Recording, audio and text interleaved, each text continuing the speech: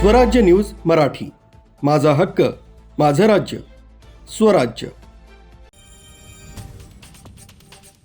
नाशिक जिल्ह्यातील पेठ येथे जुन्या बस स्टँड परिसरात मध्यरात्रीच्या सुमारास एक हादरवणारी घटना उघडकीस आली आहे। अनैतिक संबंधावरून झालेल्या वादातून एका तरुणाने आपल्याच मित्रावर चाकूने हल्ला केल्याची धक्कादायक घटना समोर आली आहे।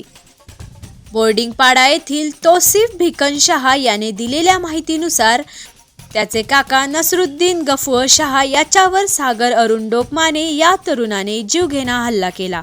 आरोपी सागर डोकमाने आणि स्थानिक गणेश ठोंबरे यांच्या पत्नीशी कथित अनैतिक संबंधावरून त्यांचा वाद सुरू होता। सागर डोकमाने याने आज मर्डरच करणार असा आरडाओरडा करत चाकूने नसरुद्दीन शहा याच्या उजव्या पोटात सपासप वार केले।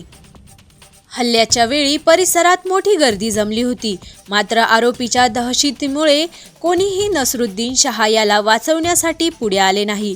अनेक दुकानदारांनी आपली दुकाने बंद केली। गंभीर जखमी अवस्थेत नसरुद्दीन शहा यास पेठ येथील सामान्य रुग्णालयात दाखल करण्यात आले।